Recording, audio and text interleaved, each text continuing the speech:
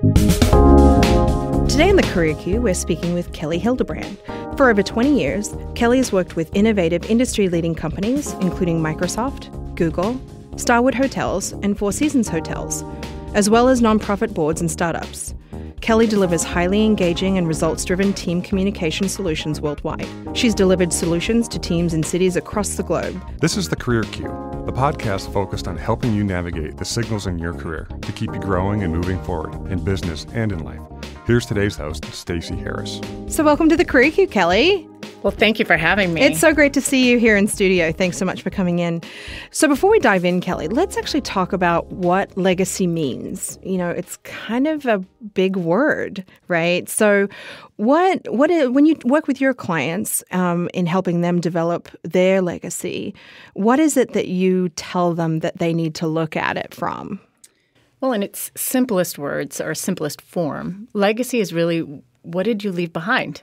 And where people can get tangled up, and so I like to say this right up front with people that I'm working with, is that we can think about legacy like what I call tombstone legacy, big L legacy, which is super weighty and really heavy for a lot of people because it instantly brings up things like questions about our own mortality. It makes us really uncomfortable in what achievements have I had to date? Have I done enough? What I'm planning for the future, is it important enough? And it starts to be a really heavy, uncomfortable place to be. And I actually don't mind uncomfortable with people that I work with. It's actually where I strive for us to get. But that gets us almost to a place of shutdown. So what I really like to start with is to help people realize that I'm actually not even talking about, and my plan today is not to talk about big L, tombstone, eulogy, legacy. What I like to think about is what I call little L legacy, which is, yes, it's still what have I left behind, but it's more what am I leaving behind today after you and I are done talking? What do I leave behind when I leave a meeting? What am I leaving behind when I leave a project or a job? Or a job interview? What are the things that I'm leaving behind? And am I being intentional about that? And those things are what build, really, your legacy. Because at the end of the day, your legacy isn't something that's created after the fact. Right? So Barack Obama right now, he's in the middle of there's a lot of talk about his legacy just because of the timing that we're at with the end of his presidency. And he can't wake up this morning and say, you know what, I'd like my legacy of my presidency to have been, right? It's not what we get to do. And sometimes that's where we can get tripped up, is thinking this is something to think about later when I'm old. Well, the reality is that our legacy is being created right now. It's happening today. It's happening today. Whether you want to acknowledge it or be intentional about it, it's happening. So it sounds like the way to look at it is it more in bite size, right? Throughout your day, throughout your week, you know, and take it in those bite-sized chunks versus having to think about the lifelong, kind of trying to tackle it at a lifelong perspective. Yeah, because the reality is, if you're tackling it day by day, you've hit your lifetime. Our day by day adds up into that end state, if you will. So it is a different way of I like the word legacy and the fact that it does make us uncomfortable, but not so uncomfortable that we get stuck. Yeah, I think the word itself can allow for us to have a different conversation with ourselves, and that's what I like about. So I oftentimes think about, I spend a lot of my day-to-day life doing presentations to groups, and there's just this brain science around if you put up a PowerPoint presentation, a PowerPoint slide with the 6 bullets. The brain science around that says, my brain starts to shut down because my brain says, I have seen this 3 million times before. I know what is to come. I know it's going to be here in 10 minutes. I know what this looks like. And so you start to go through your grocery list, your to-do list. Your brain starts to go numb. I think sometimes when it comes to thinking about our own careers, for instance, that we can begin to do the same thing when we start talking about identify your strengths, identify your values, these are all really important things. Create a personal mission statement. These are all things I actually believe deeply in. And I think we've heard them enough times that our brain can start to go numb. So what I like in using the word legacy, and legacy thinking is what I call it, legacy thinking, is that it wakes our brain up a little bit. Wakes our brain up to say, whoa, wait, what do you mean legacy? I haven't thought about that before. And it just creates a new conversation for ourselves. Yeah, and perhaps even a reset point too. Like if just saying the word legacy may allow for pause, right? And how am I going? What legacy am I going to leave when I walk out of this meeting? When I walk off this conversation that I'm having with the person in front of me? That's great. That's awesome. So you actually spoke about presidential legacies, right? Which is something that we see in the media all the time, and I think it's for those of you in countries that have prime ministers, that obviously head of state kind of position, but we're also looking at business leaders as well, like Bill Gates and Steve Jobs. But what I hear you saying is that you don't have to be a president or a Bill Gates or a Steve Jobs in order to be able to develop your own legacy when it comes to your professional life as well.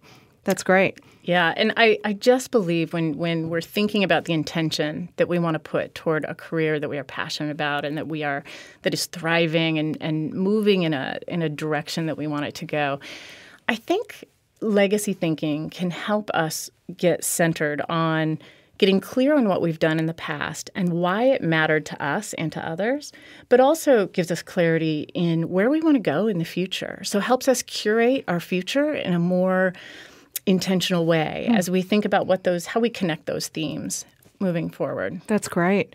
So what are do you have a common theme that you hear from your clients, like some of the questions that they might have? Or Yeah, I think the very first thing I always notice about this discussion is resistance towards the discussion, which is usually as a coach or it's usually how you know you're in the right spot, right? Yeah. You're pushing in the right spot. Yeah. And the resistance, it's for a lot of the things we've already talked about as far as just the weight of the word, but I think there's also it feels like we don't always have all the answers. And so there is concern to enter into a space maybe where you don't have all the answers, and maybe you won't like the answers you see. I like that. Okay. Am I most of us know maybe that it's something we should think about a little bit more. And there's a discomfort to wondering what the impact of not having thought about it enough is in our past career. And taking a look at that is not always easy, but I find really, really helpful in figuring out what's next, which is what so many of your listeners are trying to figure out. What's next for me? And I really find that when people force themselves or allow themselves, however you want to look at it, to look backwards and really look at what would be the legacy that I have left so far. And that could just be, like we were talking about, with leaving a meeting. What was the legacy yesterday? As I think about my day yesterday, what are some of the little L legacies I left behind? And some of those are going to be things that we feel really great about, and some of them are going to be things that we don't feel really great about. But I think asking the question is really important. But one of my favorite ways to do this with my clients is to actually have them print out a copy of their resume and take a look back at every job, really, from first job all the way to present day. And to take a look at their resume, and I call it a legacy map, which is really forcing yourself to write down, if you were to write down a sentence or two for each job as to what was it you left behind. And I really encourage my clients to not focus on the accomplishments that we can sometimes get really wrapped around. So how much money you saved or what goals you achieved.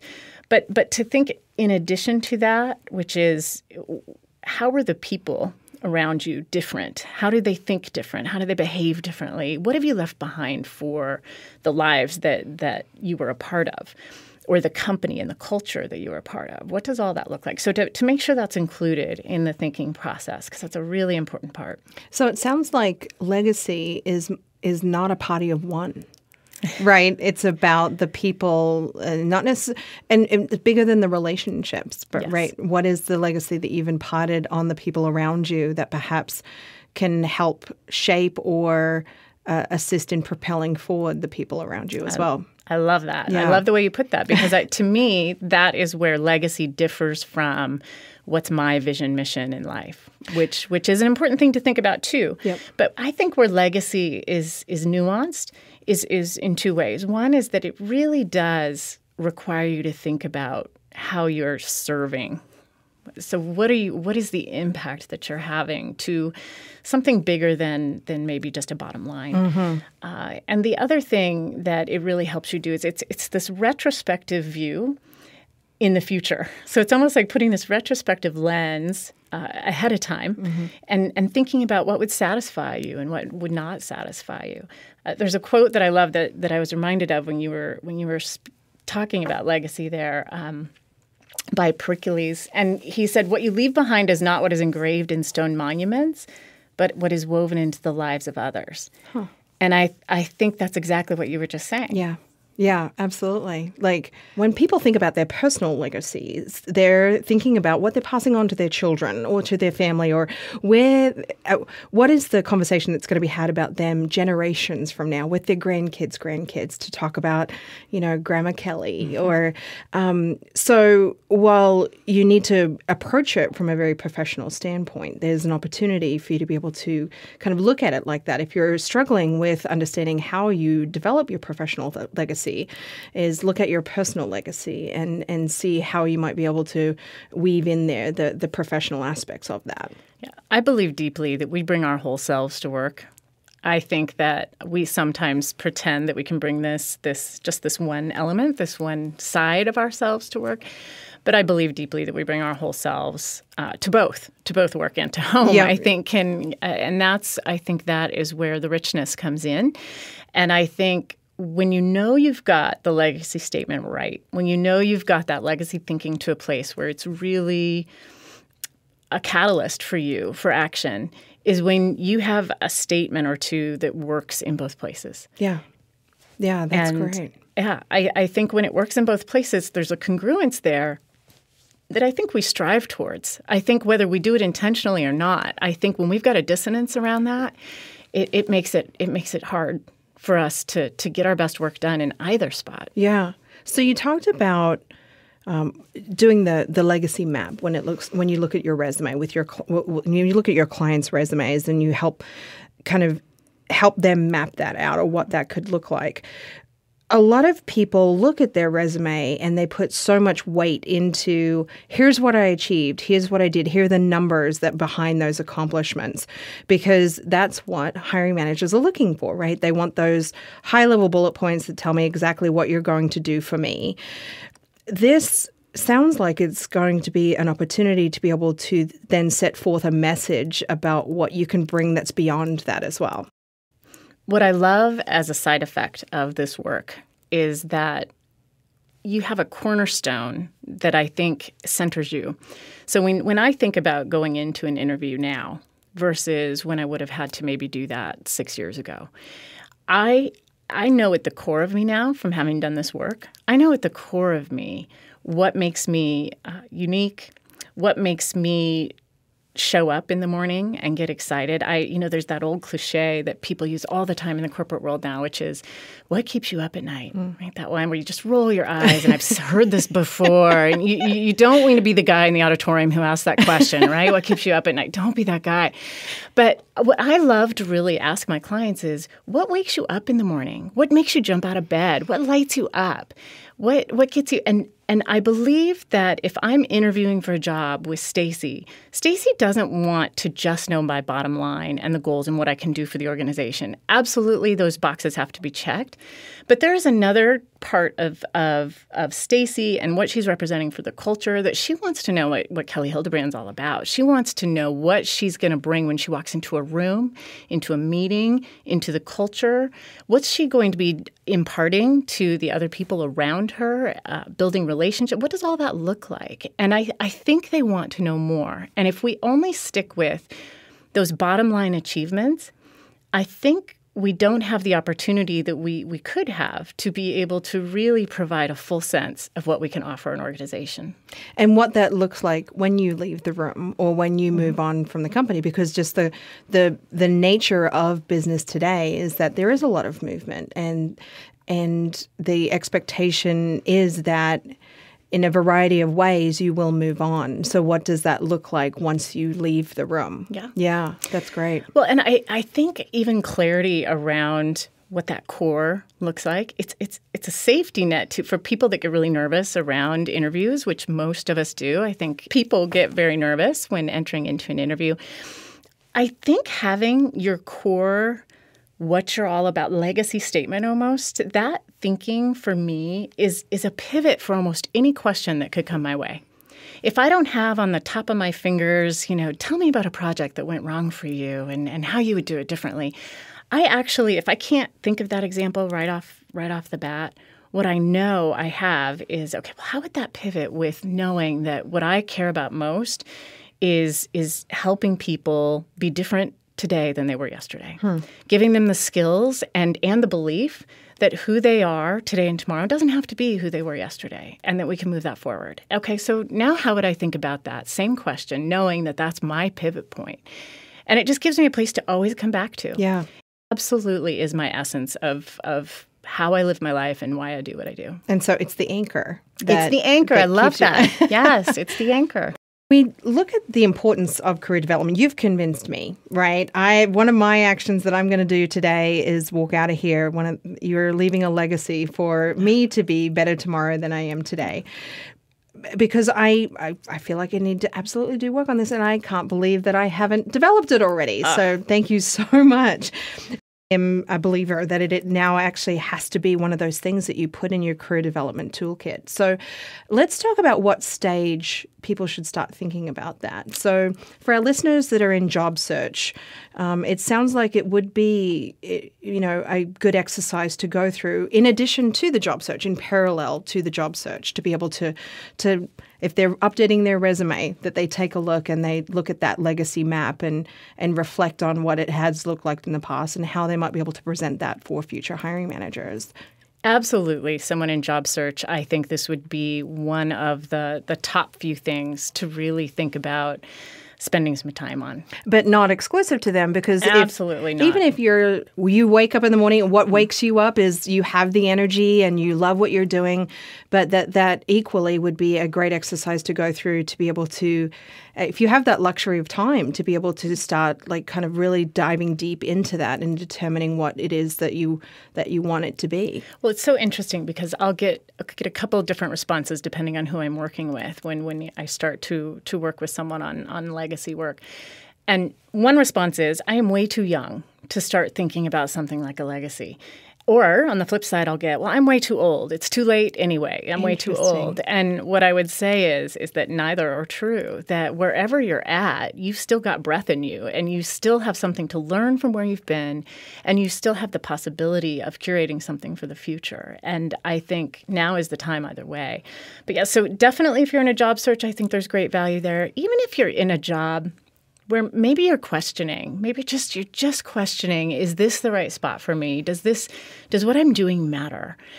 I find that this works. Sometimes the reason people won't want to do it is because they're afraid the answer is no, that what I'm doing won't matter or doesn't matter to me.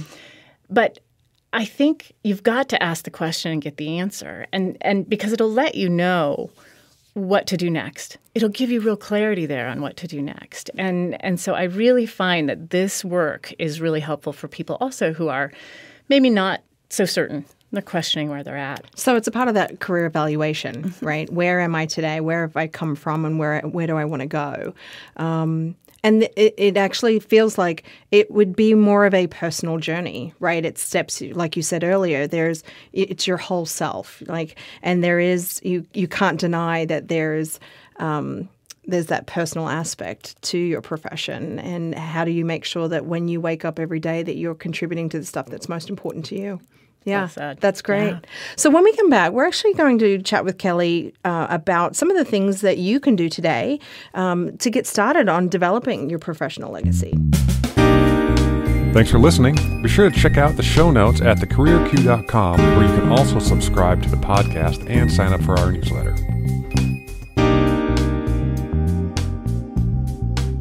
Welcome back to the Career Q. Today we're sitting down with Kelli Hildebrand, and she's talking to us about legacy.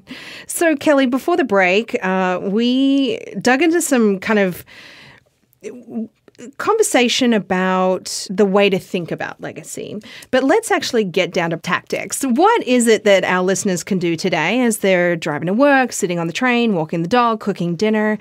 What are some of the things that they can start thinking about or start taking action on as they start developing their own professional legacy? Well, I love that you started by listing actions that we can do while we're in the process of it, because what I don't want is for us to feel like this is going to be a 6-month, 3-year, 5-year sort of thing to figure out. Although I would say it is constantly ongoing, which is why we're not looking for perfection. We are not aiming for perfection here. So we want to lead with that. The thing that I always think about when I work with my clients, it's there's a piece of us when we are dreading something or if we think something's going to be particularly hard where we'll put it off and we'll procrastinate it because of that very thing. And so I came across, this is a while ago and a little bit embarrassing maybe, but I came across a woman called the Fly Lady, who, when I was dreading cleaning my house, her whole process, her whole headline is that if you just set a timer for 15 minutes, that you can do anything for 15 minutes. And then what you'll find is that after the first couple minutes of just getting into the momentum of it all, that really quickly the 15 minutes will be up and you'll be done. And it'll ding and you'll be done and you don't have to think about the timer again until the next day. And where that really, and while that sounds crazy, where that really helped me is in thinking about all the things that I dread doing sometimes or that I think will be too hard or overwhelming. Anything in bite-sized pieces can be a little bit easier. So I would really recommend that approach to legacy thinking because the word's so big to begin with and the thinking around it can feel so big anyway. So to take that first, and I'd set the timer for 20 minutes on this one rather than 15, but for the first 20-minute bite, what I would look at is reflect and create that legacy map we talked about, which is take a look, list all your jobs from very first job all the way to now. And really put a headline. Don't overthink it. Just put a headline to what it is you feel you contributed when it comes to the people as well as the organization and the culture and what that looks like. What's that legacy headline for you? So that's that first 20-minute. Just go through each one of those. Put a little line item next to each one around what your headline is there. And for a stretch goal outside of that 20 minutes, what I really love doing is then going and finding 2 people from a few of those key jobs and just calling them up and saying, hey, I'm really curious. I'm doing some work and I'm really curious from your perspective, what would you say my legacy was while I was at XYZ company? What would you say that is? And it is interesting what will come back and both validate as well as bring up a theme that maybe you hadn't even considered before as to what you're leaving behind. Yeah. So getting the perspective of an outside person, because sometimes we can get in our own heads a little bit too much or be unaware of something that may have been impactful towards someone else. And that was something that they, when they hear your name or the work or remember the work that you did, those are the things that come up for them. That's great. Yeah. So that's the first 20 minutes? First 20 minutes. Great. So what about the second 20 minutes? Second 20 minutes, which I would do the following day or maybe in a couple days after that. But what I would do next is take a look then at the themes. So you've got your headlines listed there. There's a couple things to take away from when you were creating the legacy map. Which jobs did you have a really hard time coming up with a legacy statement for? Which ones was it really easy? You're like, oh yeah, I know exactly what that one is. So there's signals for you there, some indicators to you as to where you may have been in the right spot for your legacy statement and what that may look like. So there's some important information there for you.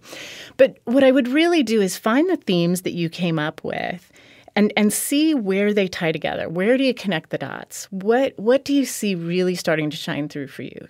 Take a look at what other people said if you had a chance to do that piece and pull that and thread that through. And ideally what you've got then is you've got the beginning of some things bubbling up for you around what really matters to you around your legacy statement and what that looks like. That's great.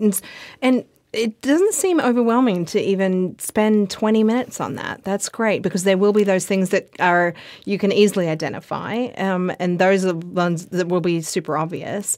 But then the ones that maybe you need to dig into, that's enough time to be able to really kind of consider it and allow the timer to go, and then maybe revisit it at a later time, but definitely kind of consumable. And the things that'll bubble up here are, and it will look different for everybody, as far as for some you're going to see a heavy emphasis on values popping up here. For some, it is going to be more action-oriented, if you will, as far as what this. For some, you're going to see this huge link around relationship and the people that they've impacted and what that looks like. And so, but what you want to get to, if you were to try and put a different word to it other than legacy, I like to think about it around, like, what are your guiding foundational principles?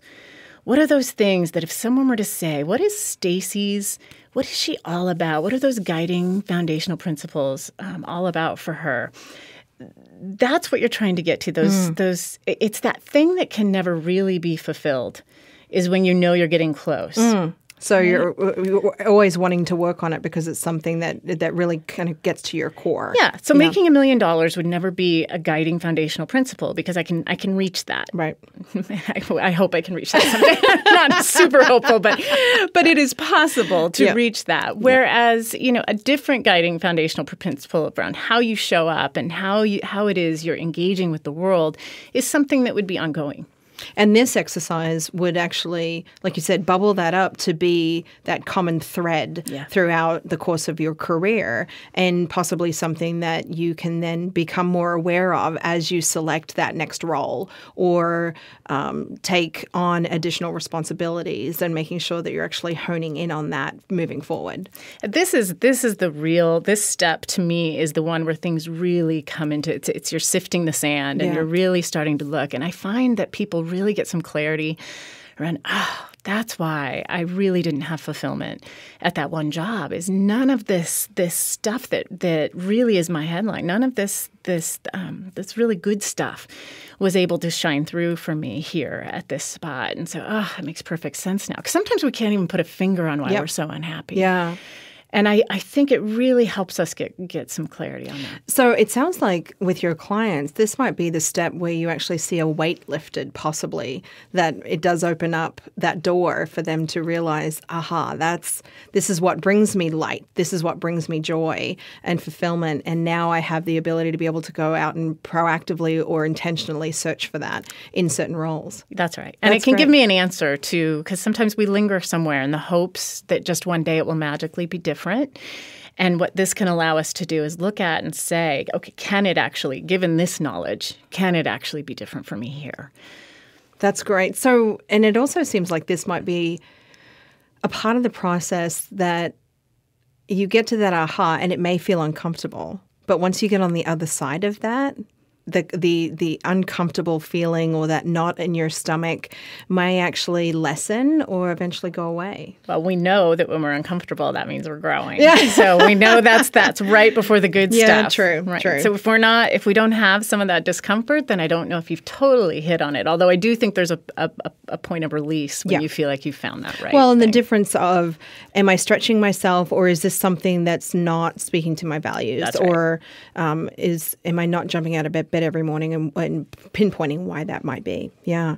Okay, so let's round out with the last 20 minutes. So the last 20 minutes, and this is where I really insist on the bell, on the bell ringing. The ding-ding, the ding-ding saying you're done, this really is just the writing of the statement.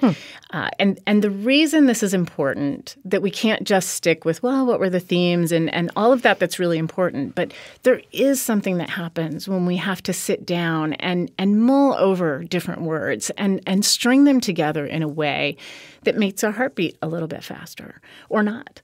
And to spend that time in that 20 minutes, and if you've ever taken part in a group exercise around vision casting or mission or some of those things, which again I do as part of my living, and I really deeply appreciate and respect that work and think it's important.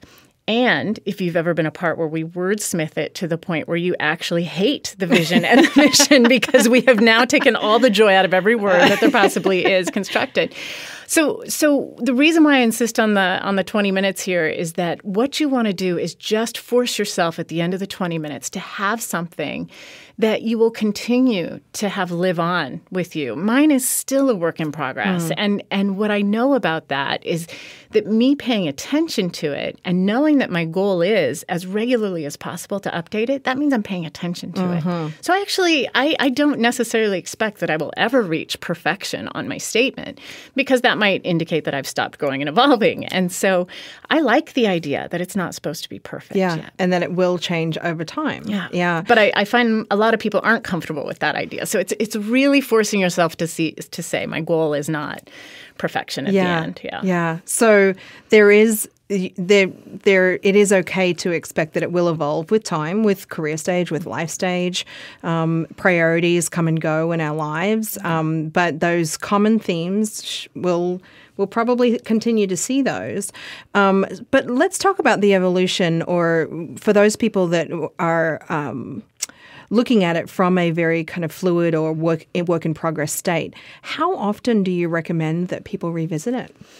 That's a great question. I think it's as different as probably the individuals involved. But for me, I like to do any goal setting, anytime I do, because I like to do regular goal setting quarterly. So I like to really do quarterly goal setting, and then I certainly like to really think about the entire year when although I do it in September for whatever reason rather than January 1, just because I don't want to be on the bandwagon with everyone else.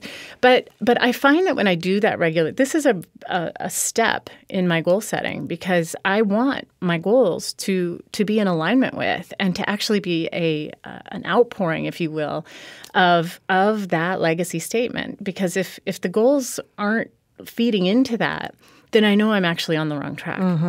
If they don't somehow reflect back what my legacy statement is, then I know that I'm probably not even going to reach those goals. Maybe I will, but I'm not going to have the same drive and intensity that I would to get through the hard parts as if they were attached to my legacy.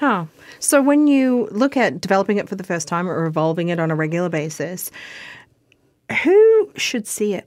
Oh, I love that question. I love that question. Because there's a vulnerability to it, right? And when legacy has its kind of an uncomfortable kind of hair on the back of your neck stand up kind of connotation to it.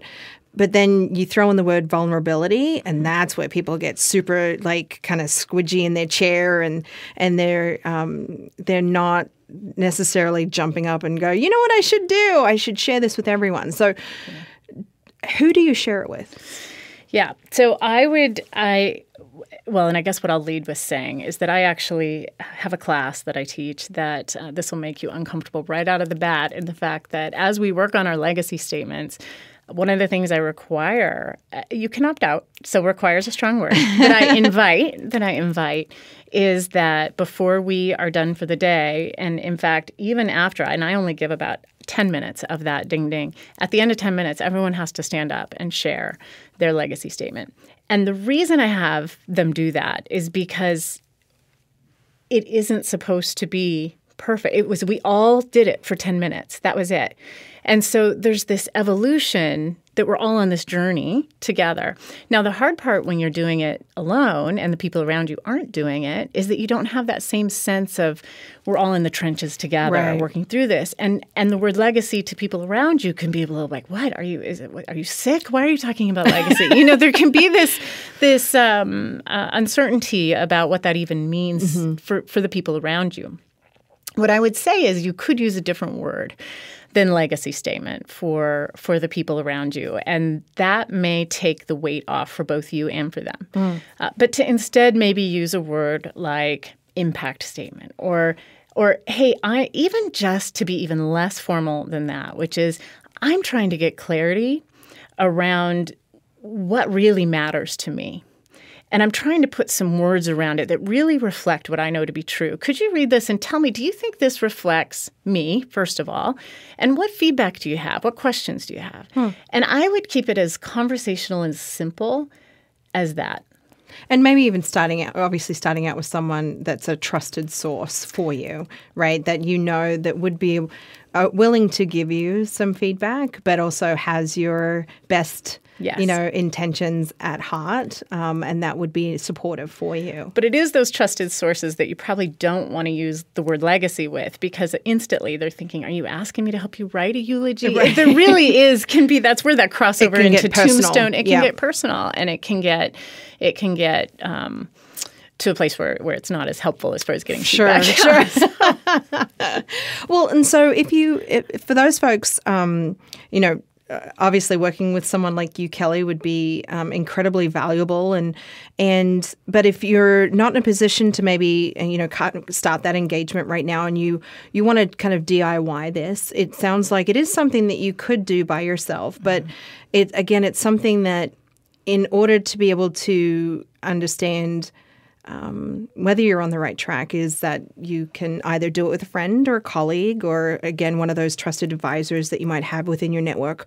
But at the very least, it is something that just find one person to share it with, just to be able to kind of bounce it off, and you be able to hear it back as well. Yeah. So to be able to hear it from the voice of someone else. Is it something that you think that depending on the format, I guess, is something that people should be attaching to their LinkedIn profiles, or, bringing it up in interview conversations or conversations with their managers? Yeah. Right. So two things there. One is that I'm always a fan of linking arms with someone anytime we're doing something new, or something that may not be comfortable for us. And so I think finding someone who maybe is in the same place you are, or is in a place where they would benefit from this, have them listen to this podcast, and then sit down and say, hey, will you sit down with me and let's do the timer together? And you do, and then that way you've got someone walking the journey with you, and it feels far less vulnerable, because then it just feels like you're doing it together. And the second thing to your question around putting it on LinkedIn or talking to your manager about it, or in an interview, when you've got the right statement, when you have found the right clarity around that, what I have found is that it leaks out wherever you go anyway. You want it on LinkedIn. It's going to come out, or you want it. It's just going to naturally come out of your interview, because that clarity is something that there's a relief to that, that all of a sudden you're like, okay, I get it. I get what makes me tick. Yeah. I get why I've chosen the jobs I have, why I've left the jobs that I've had. I get why I get excited about certain things with my kids and friends, and other things why I don't. Like, there is a clarity that comes that I think what you'll find is that it will just naturally. That's great. Yeah. So you've got clients that are just willing to kind of share it once they get to that point. And it's not a, hey, do you want to know my legacy statement? But it's more, it just tends to roll off the tongue in a way that's really different. So I have a very formal legacy statement that I continue to try and work, just because I like the as we mentioned before, the evolvement of thinking about what those words and how they linger on my tongue. But what I know to be true without looking at a formal statement, now what I know leaks out of me is that I am all about transformation. I'm all about this idea that who you were yesterday does not have to be who you are today. And that leaks into everything that I do, and how I think, and what I get excited about, and the books that I read, and the movies I love. And it just tends to show up everywhere I go. And now that I have that clarity, it's like, okay, I totally get it. Yeah. I get why these are the friends I choose. I get why these are the projects I get excited about at work. And why there's certain projects I'm not excited about at work is because it doesn't allow for that growth. That's great. So everyone can find 20 minutes in a day, waking up 20 minutes early, or maybe 30 minutes if you need to get a cup of coffee beforehand. And highly recommend coffee. Before the rest of the house wakes up, or, investing that time in yourself. Invest 20 minutes, even if it's 20 minutes every day for 3 days, and find that and make sure that you're investing in yourself. That's great. What struck me when you said that is it reminded me that when I actually do this work most often, so yes, I do it when I do my formal goal planning, but when I actually do this work most often is when I'm on an airplane. It's, for whatever reason, to me, that is such unique time where you just are alone. Even with other people, it's more of an alone experience on an airplane, at least the way I ride airplanes. And I really like the way my brain works on an airplane. I think it just, I don't know, it triggers something in me that allows for me to think about what's most important. And what maybe it's because we're up in the air in a big tube. Hurtling through the sky. Hurtling through the sky. It could be that. But if you have a trigger like that for you, that is just you just think about, gosh, okay, I'm on the airplane. Yep, I'm gonna think about this again, or I'm waking up 20 minutes early for coffee, and this is a thing to think about. And, yeah, that's great. So actually, let's talk about your journey to get to your professional legacy. So when did you start thinking about this? So what's funny about that question is that I think I am a rare bird in the fact that as long as I can remember, I have been super intrigued by this idea of legacy. So this is going to age me just a little bit. But in college, I read 7 Habits of Highly Effective People when it was relatively new. So that's where the aging comes in. But Stephen Covey talks about begin with the end in mind.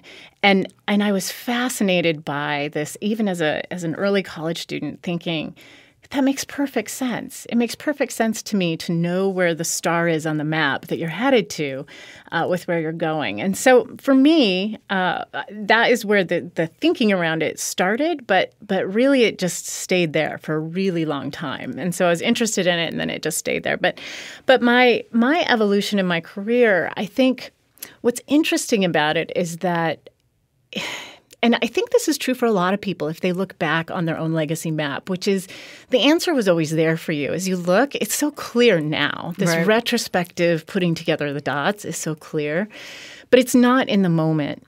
And so there's something really interesting about connecting those dots after the fact and seeing, gosh, maybe what I thought was driving me to this next job was really this idea that I love to be a part of people's journey while they grow and develop and what that looks like. So for me, I think the primary thing is that I was working in a hotel and I was working at the front desk, working my way through college.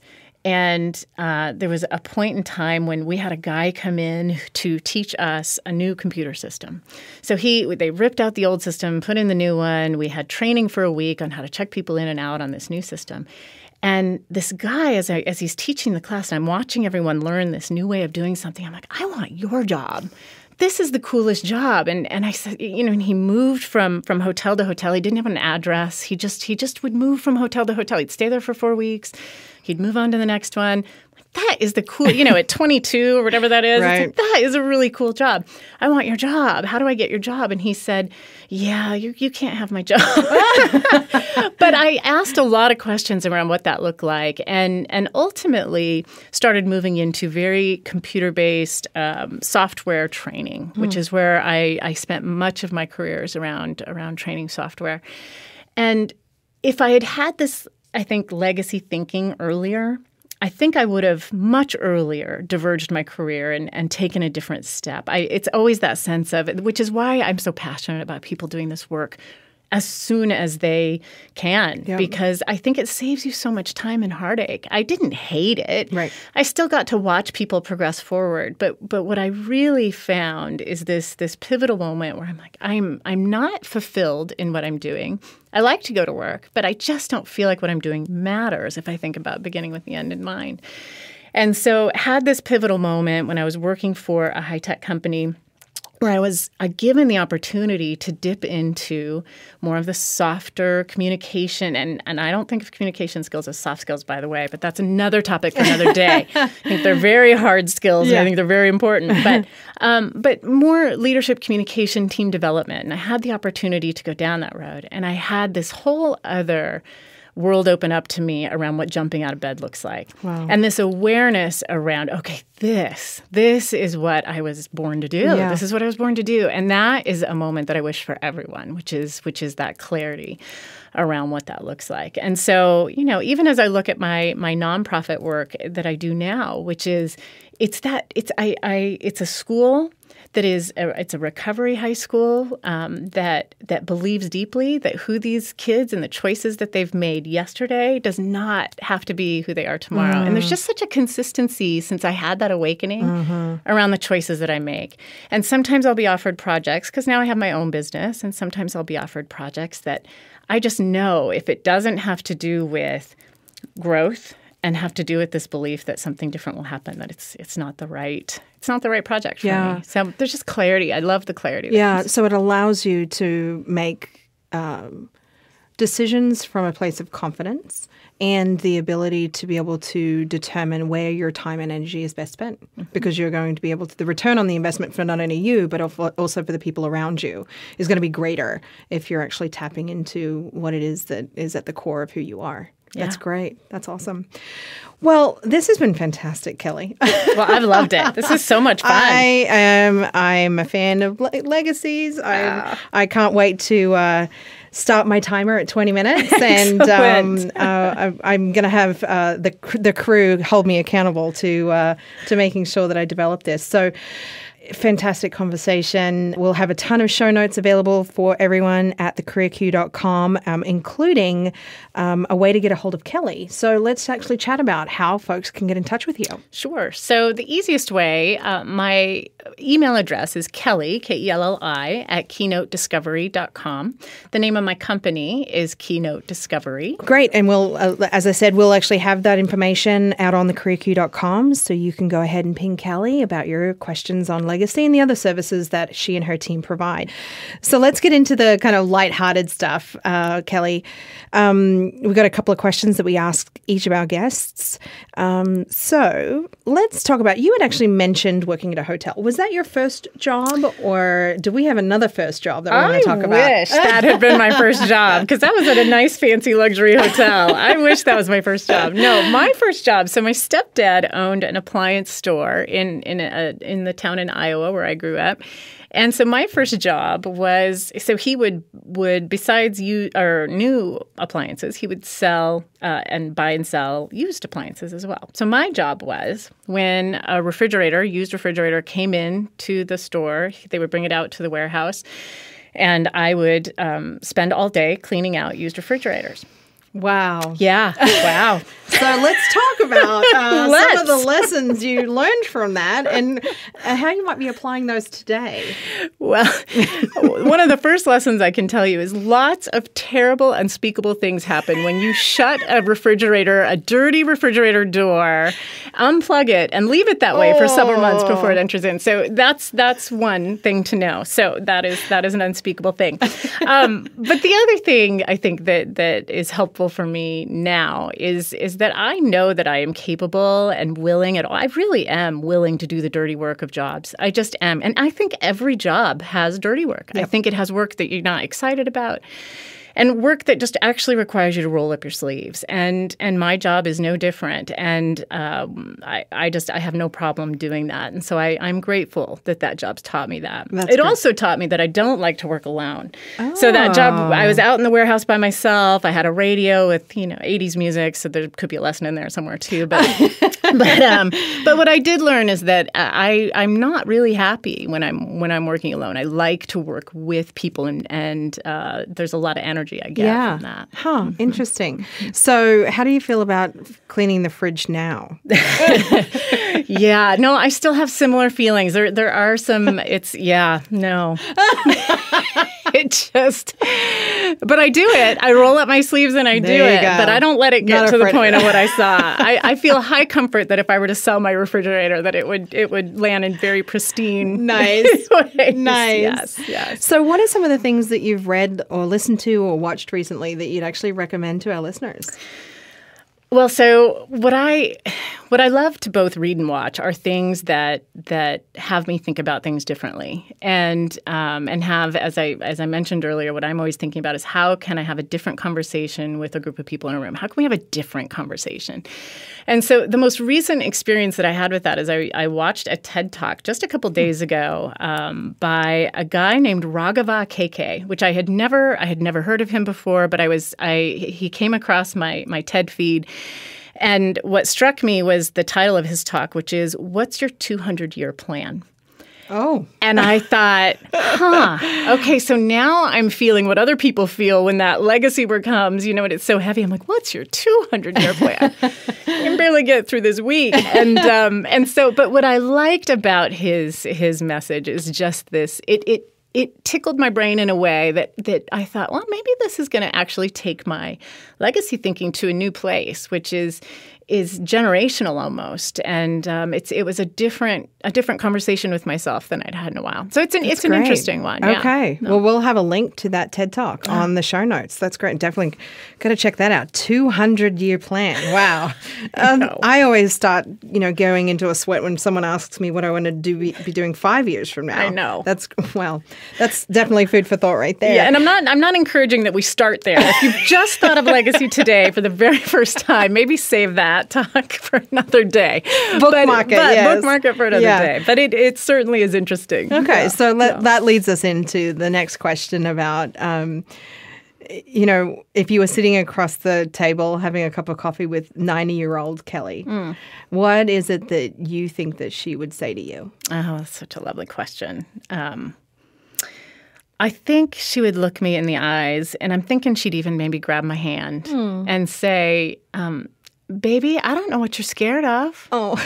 Like whatever that thing you've been wanting to do, I am telling you from a 90-year-old rocking chair, it's not that scary, right? Because guess what? What I want for us is to live a life that's worth taking risks.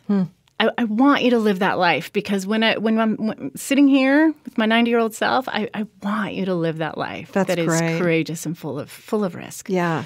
So don't be so scared. Don't just push it to the side and just keep going. So it's really not that scary. When you're 90 looking at it, it's really not that scary what you're scared of. Not that scary.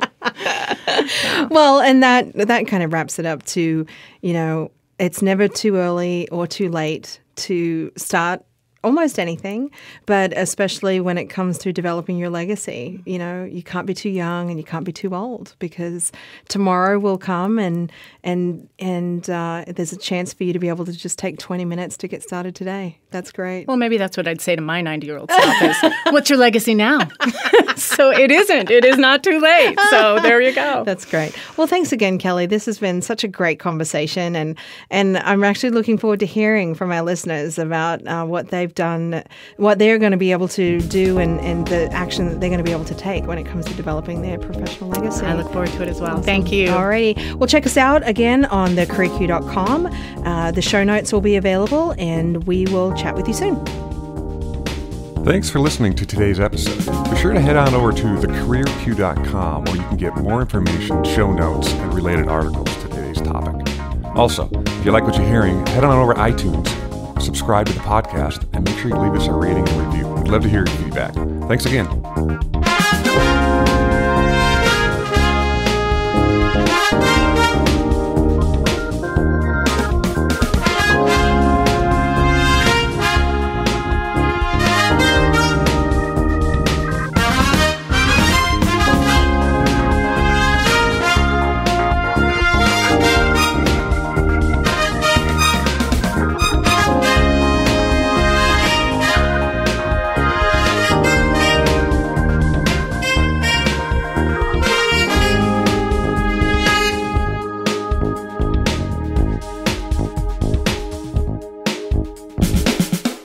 The Career Q podcast is produced by Lens Group Media and recorded at Jack Straw Cultural Center in the lovely Seattle, Washington.